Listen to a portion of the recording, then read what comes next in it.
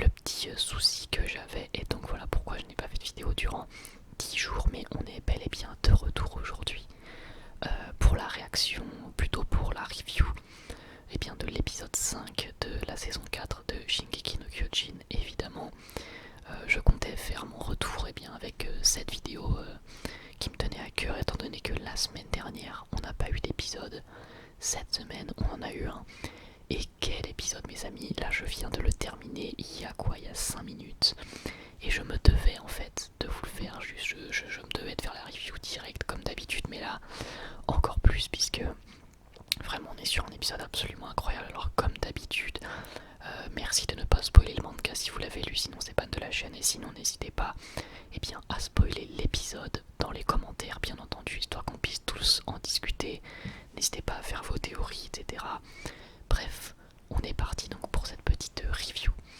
Donc l'épisode s'appelle Déclaration de guerre, et c'est un des épisodes qui était le plus attendu de toute la saison pour l'instant. C'était même pour l'instant l'épisode le plus attendu, très clairement, que ça soit par les fans du manga ou par ceux qui ne regardent que l'anime, tout comme moi. Tout simplement parce que rien qu'avec le nom Déclaration de guerre et avec le cliffhanger du dernier épisode qui laissait finalement Eren en face de Reiner, on n'avait qu'une envie, c'était de voir ce qui allait se passer. Donc on va commencer l'épisode avec la reprise finalement de la scène post-générique de l'épisode 4, avec Eren qui dit à Reiner salut Reiner, ça fait 4 ans. Et donc on va avoir Falco qui est évidemment totalement en questionnement. Il ne sait pas, il ne comprend pas ce qui se passe, et je dois dire que le spectateur, en tout cas c'était mon cas, moi non plus je comprenais pas trop finalement ce qui se passait au niveau de Eren, puisque Eren lui avait l'air finalement assez, je dirais, détendu, et surtout avait l'air d'être sur une voie de rédemption, plutôt en tout cas enfin en tout cas il était prêt à accepter une certaine rédemption, j'avais l'impression, puisque ce que j'avais déjà dit dans une ancienne review, c'est Eren, voilà, il s'est fondu dans la masse, il a été clairement vivre avec ce peuple pendant un temps qu'on ne connaît pas, mais ce que j'avais dit, c'est Eren, il a dû bien se rendre compte que finalement ces personnes-là étaient des personnes normales, et qu'elles avaient été obligées d'accepter le fait que les personnes derrière les murs c'était des démons, etc., puisque c'était du matraquage depuis l'enfance, même si c'est faux. Du coup il pouvait pas savoir, entre guillemets, et donc ça il en a bien pris conscience, il le dit lui-même dans l'épisode.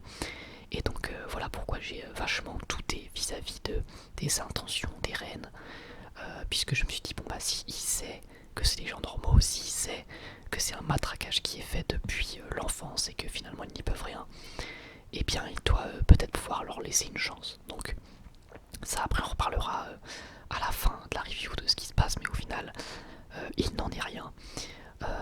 Mais du coup voilà, donc on a ça, on a cette scène qui reprend avec Reiner complètement désemparé, bien évidemment un Reiner qui ne comprend pas en fait, qui n'a pas l'air de réaliser ce qui se passe, qui n'a pas l'air de réaliser que Eren est là devant lui après 4 ans, que finalement ce passé le rattrape, ce qui est bien normal à vrai dire.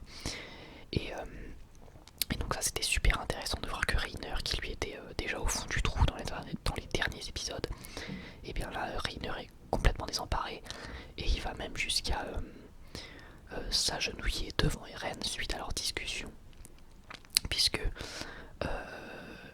Eren va finalement lui dire son ressenti, donc comme je vous l'ai dit, comme quoi il avait compris que finalement Reiner n'avait pas eu le choix, qu'il a fait ça parce que on leur a entre guillemets obligé, parce qu'ils ont été choisis depuis l'enfance, etc. Donc finalement Reiner a comme le besoin de se faire pardonner, ou en tout cas le besoin de s'écraser face à Eren. Il va donc s'agenouiller, être complètement désemparé. Il va faire référence au fait qu'il n'en peut plus, en fait, qu'il en a marre de lui-même, qu'il en a marre de ce conflit intérieur qui le ronge. Donc ça, encore une fois, c'était hyper intéressant, et ça aboutit entre guillemets un petit peu, c'est un petit peu la consécration du développement du personnage de Reiner, qui est, je trouve, un des tout meilleurs persos de la série, très sincèrement. Il est vraiment dans le top 3 des meilleurs persos, je trouve, en tout cas les mieux écrits, puisqu'avoir vraiment un personnage qui ne veut que bien faire, qui veut juste être héroïque, qui n'a juste pas eu de chance finalement, qui veut juste il a fait du mal malgré lui, etc. Je trouve vraiment que c'est un développement absolument fou. Enfin bref, donc en parallèle on a aussi Falco qui lui se demande complètement ce qui se passe puisqu'il a donné sa confiance à Eren. Il a évidemment une immense confiance en Reiner, donc il ne comprend pas ce qui se passe. Il commence après à réaliser que Eren vient des murs. Donc pour lui, c'est très compliqué. J'ai vraiment une énorme empathie envers Falco. Là pareil, en tout cas pour cette saison, je pense que c'est le perso que je préfère pour le moment. Puisque Falco est exactement comme Reiner et exactement comme Eren. C'est le petit gars qui veut bien faire. Et il se retrouve vraiment malgré lui et bien aider l'ennemi. Donc l'ennemi c'est Eren. Et il est complètement désemparé. Tout ça lui paraît aussi vraiment complètement fou. Et j'ai vraiment une empathie énorme envers ce personnage qui n'a pas eu de chance lui non plus. Finalement personne n'a de chance dans cet animé. Et lui pareil, il a été contre son gré, bien finalement à aider l'ennemi, etc. Donc c'était vraiment terrible pour lui qui veut vraiment absolument aider son camp. Enfin bref, en parallèle de tout ça, de tout ce discours, on a évidemment, de toute cette conversation, on a justement le discours du clan Teiber qui va donc raconter entre guillemets l'histoire qui date d'il y a 100 ans donc sur les murs et qui va surtout révéler au grand jour que c'est le roi Fritz qui a pu créer cette paix et non pas le clan Teiber. En tout cas le clan Teiber n'est pas le héros, n'est pas le clan héroïque qu'il essaye de faire croire finalement depuis des années. Et donc ça, Willy Teiber va l'annoncer au grand jour. Et il va surtout, bien évidemment, déclarer la guerre à l'île du paradis, tout simplement. Puisqu'on apprend un truc que j'ai trouvé absolument génial, enfin surtout de le voir visuellement à vrai dire. On apprend que tous les titans qui se trouvent dans les murs donc de l'île du paradis sont des titans colossaux. Et comme Eren a le pouvoir du titan originel, il peut donc contrôler les titans, ça je vous apprends rien. Donc s'il veut, Eren il peut prendre les titans qu'il y a dans les murs et les diriger où il veut et au revoir, parce que c'est que des titans colossaux, donc là bon courage quoi. Donc voilà en gros comment ça se passe. Donc c'était absolument génial d'avoir le visuel de tous ces titans colossaux qui s'affichaient en dessin dans l'anime, c'était incroyable. Et tu te dis en fait, vu la puissance d'un seul, s'il y a toute une armée, s'il y a vraiment tous les murs qui sont infestés de titans colossaux, et c'est ce que dit Willy finalement, il dit si ça arrive, c'est foutu quoi, tu peux rien faire face à autant de titans colossaux. Donc du coup c'était impressionnant à voir et j'ai adoré ça. Également on va retrouver Pic et Porco qui vont se faire capturer dans un espèce de trou, donc par un individu dont on ne connaît pas encore l'identité, même si on se doute que c'est probablement un des alliés de Eren, et on peut également se dire, en tout cas moi je pense que c'est Armin, puisque tout simplement il a des cheveux blonds, et en plus de ça, il a une espèce de coupe un petit peu au bol, donc je pense que c'est Armin. Alors après il faut voir au niveau du seiyuu, parce que c'est l'air d'être un seiyuu pas tout à fait le même. En tout cas quand je l'ai entendu parler, je me suis pas dit, oh tiens c'est le seiyuu d'Armin. Mais après les seiyuu c'est des comédiens, donc ils peuvent modifier leur voix. Et je pense que c'est ce qui a été fait, puisque je pense que c'est Armin, même si je peux me tromper, j'ai pas envie de dire de conneries. Et puis après, donc ils se font capturer, ils ne peuvent pas se transformer parce que le trou est trop étroit. Mais ouais, je pense que c'est Armin, d'autant plus que Pic, qui est donc le titan charrette, dit l'avoir déjà vu quelque part. Donc comme Pic forcément était à la bataille de Shinkanshina, elle a pu reconnaître, en tout cas penser reconnaître Armin. Mais en tout cas si c'est Armin, il a eu une sacrée poussée de croissance, et c'est peut-être lié au titan colossal. Alors là je dis peut-être une énorme connerie, mais vu comment Armin a grandi, si c'est lui, encore une fois je ne sais pas, mais si c'est lui, il a sacrément grandi, et du coup peut-être que c'est lié au titan colossal, vu que Berthold était super grand lui aussi, t'as l'impression qu'il faisait genre 1m90, peut-être que c'est ça, mais après j'en sais rien, j'en sais vraiment absolument rien.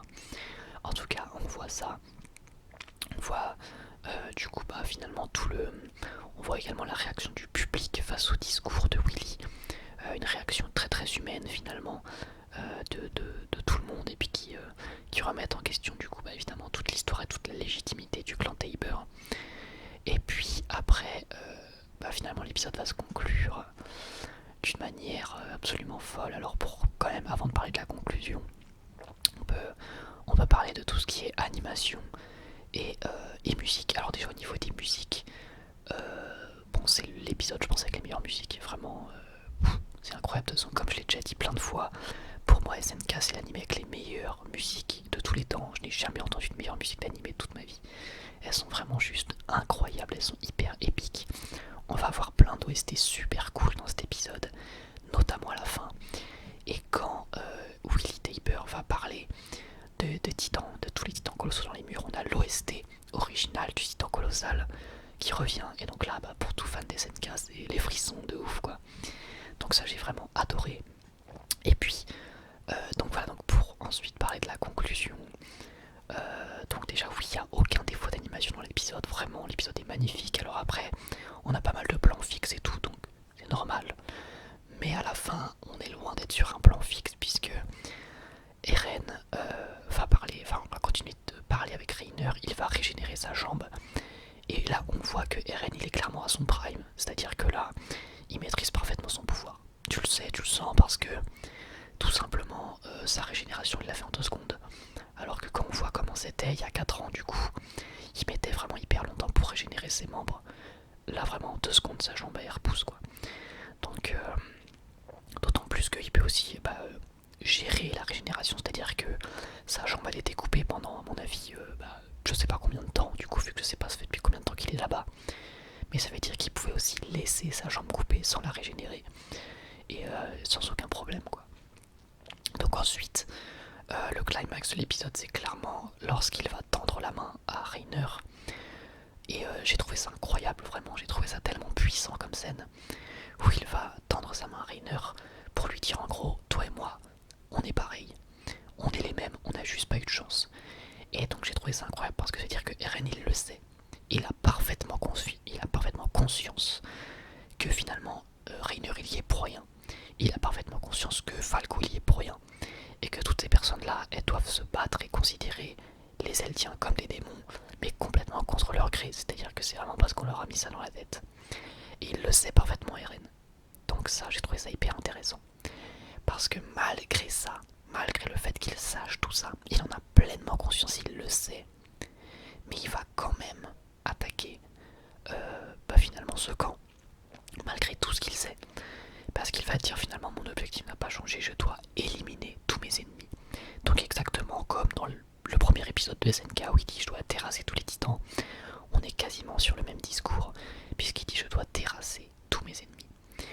Donc malgré cette poignée de main qui m'a laissé le doute, je dois bien le reconnaître parce que moi encore une fois j'ai pas lu le manga mais je dois bien reconnaître que j'ai eu le doute. Du coup je me suis dit attends, est-ce qu'ils vont vraiment s'allier? Je trouvais ça énorme. Je me disais est-ce qu'ils vont vraiment s'allier? Et en fait non, Eren va entamer sa transformation. Du coup on se pose plusieurs questions. Est-ce que Reiner a survécu à la transformation d'Eren? Bon je pense que oui honnêtement, peut-être pas déconner. Est-ce que Falco a survécu? C'est moins sûr parce que quand même une explosion de titans c'est quand même quelque chose quoi. Et est-ce que Willy a survécu puisque quand Eren se transforme dans une scène absolument grandiose, dantesque avec une musique absolument géniale et une animation vraiment absolument folle avec un très très bel aspect de gigantisme qui est assez rare dans les mangas et dans les animés, mais là on a un réel aspect de gigantisme, on sent que Eren est beaucoup plus grand que le reste de la foule et ça c'est fait grâce au plan de vue puisque finalement la transformation d'Eren va se faire du vu du dessous. On va avoir le point de vue de Willy en fait. On va avoir l'impression d'être vers la scène. Du coup on voit Eren apparaître vers le haut. Et c'est juste génial de faire ça.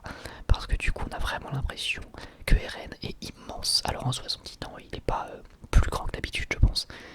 Mais ça en dit long sur la puissance qu'il a à ce moment là. Et sur la mise en scène va finalement nous montrer que Eren est vraiment au-dessus de toutes ces personnes là. Et au-dessus de tout ce qui se fait.